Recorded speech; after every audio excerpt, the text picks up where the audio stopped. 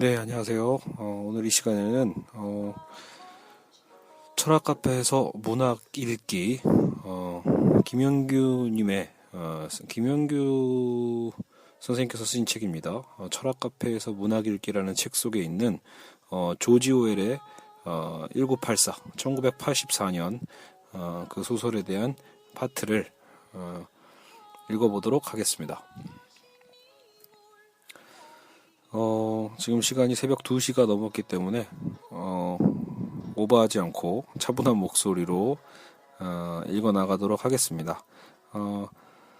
말 그대로 오해하지 마세요. 이거는 제가 해석한 게 아니라 김영규님이 해석하신 그 책을 제가 다시 짧게 요약본으로 남긴 겁니다. 이제 그 부분을 여러분들이 좀 더 관심을 갖고 또 이 조지 오웰의 1984, 1984년이 또 어떤 식으로 어떤 철학적 개념으로 분석되고 있는지를 파악할 수 있기 때문에 이걸 듣고 나시면 이 책을 한번 읽어봐야겠구나 이런 마음이 드실 겁니다.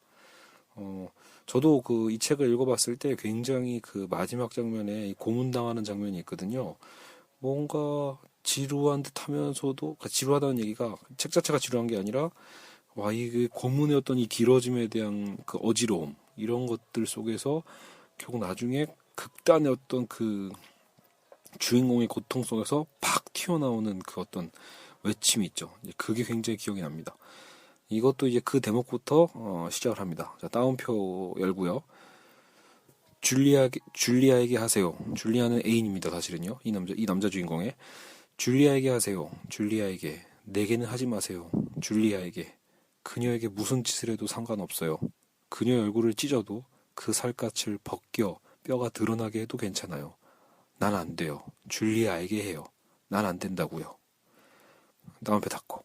예, 이 주인공의 외침부터 시작을 합니다. 물론 실제 감정이입을 하면 끔찍하게 아마 소리를 지르면서 이 멘트를 했겠지만 저는 새벽 2시고 또 저는 배우가 아니기 때문에 이렇게 내용만 읽어드립니다. 자, 그럼 이제 세서를 읽어보죠. 이 소설의 마지막 부분에 극적으로 등장하는 주인공 윈스턴의 대사다. 사랑하는 애인 줄리아도 건물 어딘가에서 고문을 받고 있었을 텐데 주인공 윈스턴은 자신이 가장 무서워하는 쥐고문이 시작되자 견디지 못하고 이와 같은 대사를 내뱉어버린다. 그동안의 모든 고문을 참아왔지만 모든 노력이 순간 수포로 돌아가며 그리고 극단의 공포 앞에 인간의 의지가 얼마나 허무한지를 극명하게 보여주는 대사이기도 하다. 소설 속의 1984년은 매우 암울한 시대였다. 전 세계가 전쟁 중이었는데 전 세계라고 해봤자 오세아니아, 유라시아, 이스트아시아 이렇게 세 블록으로만 존재하고 있었다. 잠시만요. 제가 잠깐 끼어들겠습니다. 여러분, 이 1984년 이 소설은요, 이 소설 자체가, 여러분, 1984년 이전에, 그러니까 과거에 쓰여졌던 소설이기 때문에, 이 작가 입장에서는요, 조지 오웰의 입장에서는 1984년이 미래, 일종의 공상소설이 되는 셈입니다. 여러분, 그거를 이해하시고 들으셔야지, 우리가 지금 2014년에 살고 있는데, 왜 이런, 1984년에 이런 나라가 있었나? 이렇게 생각하시면 안 됩니다. 알겠죠? 이건 일종의 공상소설이라고 보시면 돼요. 미래과학소설. 그런 느낌처럼. 물론 과학이란 말은 좀 이상하네요. 이와간 그걸 생각하시면서 들으시기 바랍니다. 작가 입장에서는 미래형 소설이었다는 거죠. 자, 어쨌든 당시에 그러니까 전 세계가 오세아니아와 유라시아와 이스트아시아 이렇게 세 블록으로만 존재하고 있었다. 주인공이 살고 있는 옛날 영국 런던은 유라시아에 들어간다. 세계가 거대한 블록화가 된 만큼 국가의 권력도 이전 세계에서는 결코 볼 수 없을 정도로 강력했다. 정부는 네 부처로 나뉘어진다. 전쟁을 담당하는 평화성, 억압적인 법과 질서를 실현하는 애정성, 경제를 담당하는 풍부성, 뉴스와 오락을 담당하는 진리성이 있다. 정부 부처의 이름과는 역설적으로 사회는 전혀 평화롭지 못했고 애정이 없는 메마른 법과 규율만이 피폐한 경제 상황은 전혀 풍요롭지도 못했다. 무엇보다 진리는 존재하지 않고 오직 오락과 가십거리들 그리고 조작된 뉴스만이 존재하는 사회였다. 정부는 사상경찰들을 통해 항상 감시하고 있었는데 겉으로는 식별이 불가능한 존재들이었다.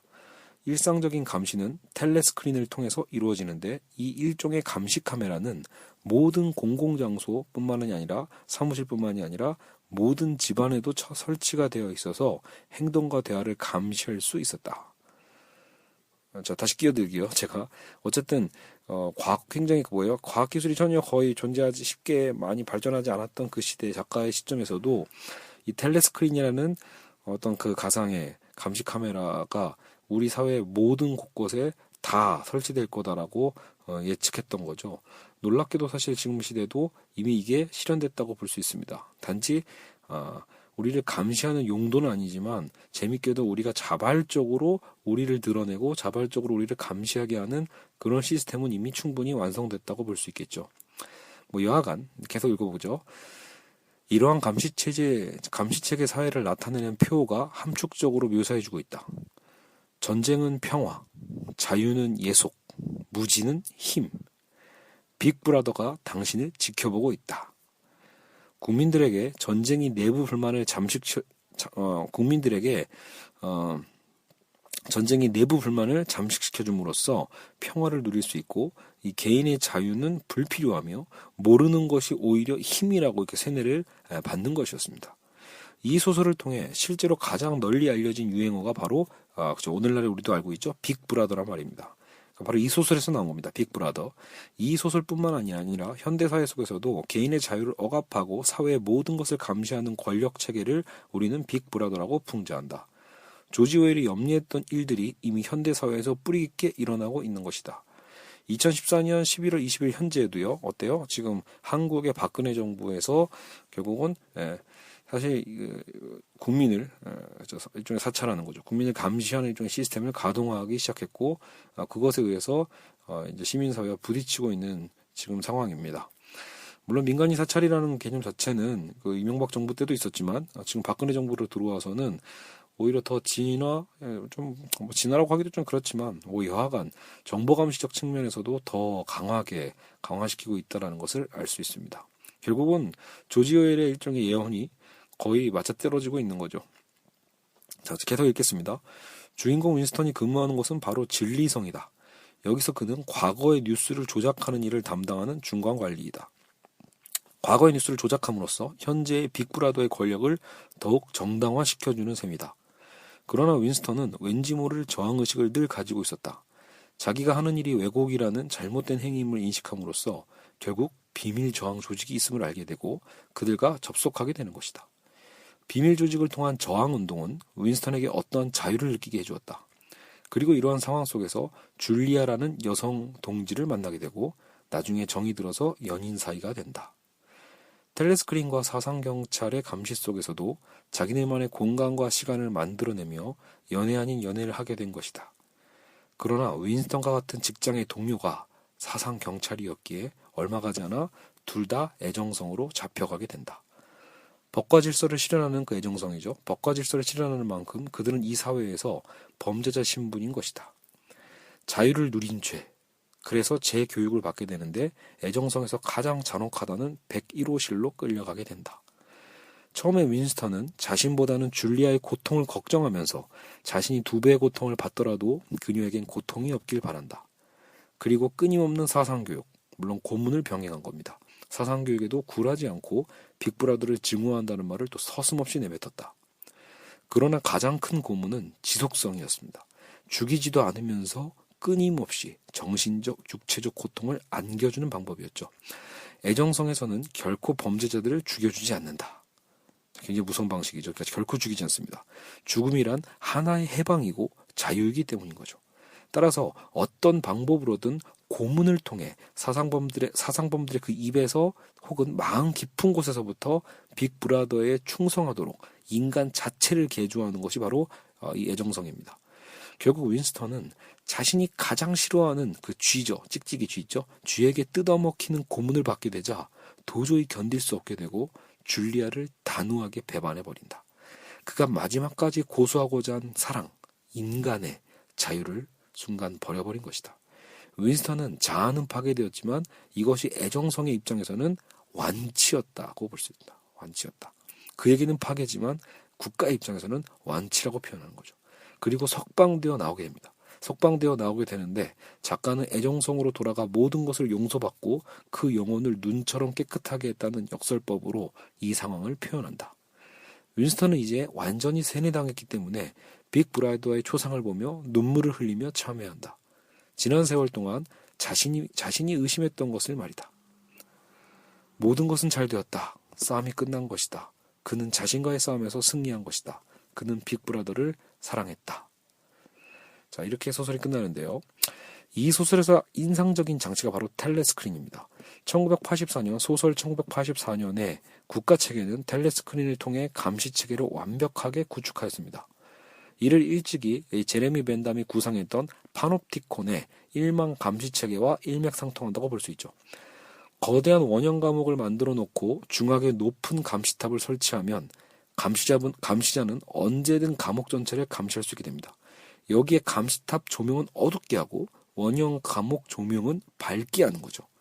그래서 간수들은 죄수들의 일거수일투족을 마음 놓고 볼 수 있게 되며 반면 죄수들의 입장에서는 언제 자신의 간수가 감시할지 전혀 알 수가 없기 때문에 왜 조명이 어두우니까 그래서 한시도 편하게 있을 수 없게 되는 그런 시스템이 바로 파놉티콘입니다. 이는 1984년의 소설 속에서 사상경찰과 텔레스크린의 감시체계를 묘사한 표현에서도 아주 잘 드러나고 있습니다. 이런 표현이 있죠. 사상경찰이 한 개인에 대한 감시를 어떤 계통으로 또 얼마나 자주 행하는지는 그저 추측할 수밖에 없다. 모든 사람들을 언제나 감시하고 있다고 볼 수 있다. 아무튼 그들이 하고 싶으면 언제라도 감시할 수 있다. 그래서 사람들은 입 밖에 내는 소리는 모두 들리고 캄캄할 때를 제외하고는 자신의 모든 동작이 감시받고 있을 거라는 생각을 하며 살아가야 했고 또 그것이 본능처럼 습관화되어 버렸다.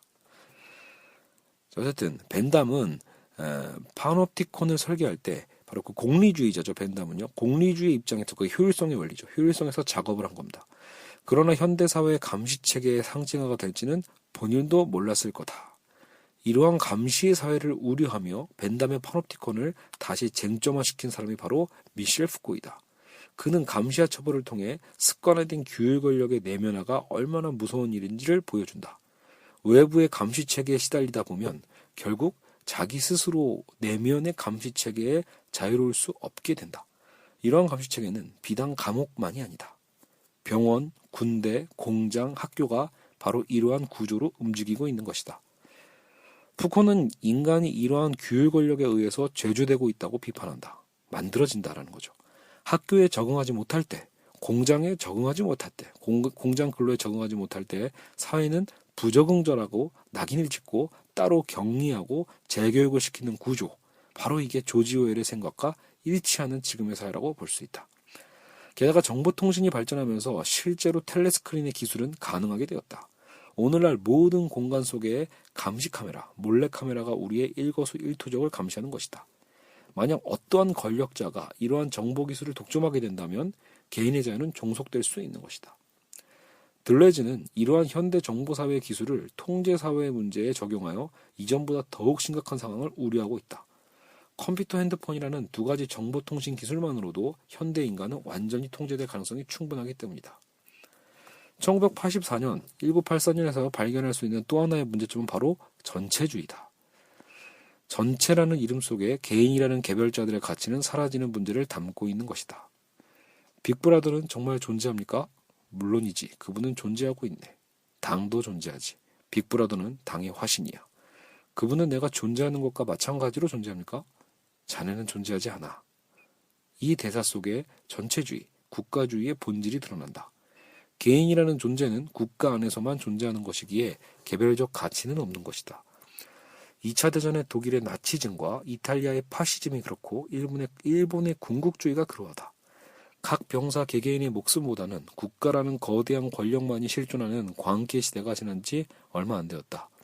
그런데 드러난 전쟁이 아닐 뿐 현대사회 속에서 집단이란 이름으로 공동체라는 이름으로 국가라는 이름으로 여전히 개인의 주체는 무시되고 있는 것이다.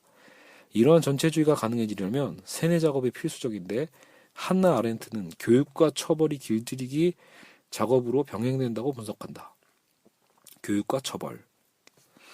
세뇌 작업을 통해 개인은 전체에 대한 봉사와 희생을 당연시 여기게 되고 자신의 희생이 진리를 실현시키고 유토피아를 가져온다는 환상에 빠지게 된다는 것이다. 한국 사회 교육을 생각해 보시면 알 수 있죠. 전형적으로 우리는 이 교육과 처벌의 방식을 통해서 길들이기 방식의 교육을 하고 있죠. 소설에 이런 구절이 또 나옵니다. 자네는 자유는 예속이라는 당의 슬로건을 알고 있지. 그것을 뒤집어서 생각해 본 적이 있나? 예속은 자유라고. 혼자는, 즉 자유로운 인간은 늘 패배하지. 모든 인간은 죽게 마련이고 죽음은 바로 가장 커다란 패배니까. 그러나 인간이 철저하게 완전히 복종을 할 때, 그리하여 자신의 존재를 버리고 스스로 당이 될 만큼 당의 일에 발벗고 나서게 되면 그는 불멸에 전능한 존재가 되는 거야. 에리 프롬의 자유로부터의 도피에서도 보여주듯이 인간은 주어진 자유 속에서 어찌할 바를 몰라서 또 다른 지배 체계로 스스로를 종속시키는 문제가 발생하는 것이다. 또한 한나 아렌트는 전체주의를 이데올로기가 아니라 테러가 지배하는 정치 형태로 규정하면서 전체주의는 필연적으로 폭력을 수반하며 폭력을 통해 권력의 가치를 확인한다고 말한다. 결국 전체주의와 테러의 궁극적 목적은 개인의 이익도 아니요 여러 사람의 복지가 아니라 인류 제조일 뿐이다. 인류를 제조하는 것. 설령 유토피아가 오더라도 개인은 철저히 파괴당하는 세상, 전체를 위하여 모든 것을 희생시키는 유토피아일 것이다. 그리고 우리는 이러한 유토피아를 디스토피아라 부른다. 이러한 감시의 사회, 미셸 푸코가 예상했던 감시의 사회, 그리고 한나 아렌트가 얘기했던 전체주의 사회를 벗어나기 위해서는 우리는 어떻게 해야 될까? 바로 역감시와 시놉티콘이 하나의 대안이 될 수 있다. 빅브라더가 우리를 감시한다면 반대로 개별 시민들이 권력을 역감시하는 것이다. 참여 민주주의가 강조되는 것, 시민사회가 강조되는 현상도 바로 이러한 권력의 감시를 탈피하고자 하는 것이다. 그러나 무엇보다 중요한 건 바로 인간됨에 있다. 전체주의는 나약한 자신, 타자의 무제한적 권력을 인정한다는 병리적 문제라고 에리 프롬은 말한다. 그렇다면 나약한 자신에게서 벗어나는 것, 강력한 신념과 삶과 진리에 대한 신념, 자유에 대한 신념이 전체주의로 향하는 늪에서 벗어날 수 있는 궁극적인 길이다. 그래서 철학자들이 자유라는 가치를 그렇게 강조하는 거겠죠. 이러한 개별자들의 신념을 통한 자유의 획득, 그리고 그 가치가 인정될 때 개인과 사회, 시민과 국가, 개별자와 집단 간의 소통이 시작되는 출발점이 될 것이다. 자, 결국 이 조지 오웰의 1984를 오늘 읽어봤는데요. 1984를 통해서 전체적인 줄거리도 여러분 간단하지만 정말로 이 작가의 이 묘사, 작가의 상황적인 어떤 묘사와 어떤 이런 대사들이 굉장히 재미있을 뿐더러 섬찟하기도 하고요. 심지어 오늘날 2000년대의 이 한국 사회, 그리고 수많은 어떤 이 자본주의 현대 사회와 너무나 잘 들어맞고 있다는 점에서 정말로 섬찟한 소설이기도 합니다. 여러분 꼭 그래서 이 소설을 한 번씩은 필독해 보시기 바랍니다. 그리고 이 소설 속에서 방금 제가 이 소설 속에서 드러나 있던 학자들이 있죠. 그러니까 제레미 벤담의 파놉티콘의 구조가 이 텔레스크린으로 나타나 있고, 또 그것은 어떻게 보면 감시 사회에 대한 것을 예측했던. 근데 이 감시 사회는 이 사회가 꼭 감옥이 아니어도 된다는 거죠. 이 사회는 직접적인 어떤 교도소가 아니더라도 이 사회 자체가 이미 감옥이 되어가고 있다라는 것, 그죠? 학교에서든 가정에서든 공장에서든 그죠? 직장에서든 결국 모든 공간이 우리를 규제하고 감시하고 있다라는 점이죠. 그런 점에서 한나 아렌트, 즉 전체주의를 특히 공격했던 우려했던 한나 아렌트의 주의에서 결국은 이 조지 오웰의 사회, 마치 스탈린을 상징하는 것 같거든요. 이 텔레스크린을 통해서 나타나는 빅브라더는요. 여하튼 굉장히 강력한 전체주의, 개인의 주체성과 개별성을 완전히 말살시키는 전체주의의 위험성을 살펴볼 수 있는 아주 훌륭한 소설이라고 볼 수 있습니다. 네, 오늘 짧지만 또 사실 짧을 수밖에 없는 이유가 제가 또 내일 일찍 일어나서 또 해야 될 일들이 있기 때문에 오늘은 이렇게 짧게 하고요. 다음 시간에 또 마저 못했던 논술 진도들도 나가도록 하겠습니다.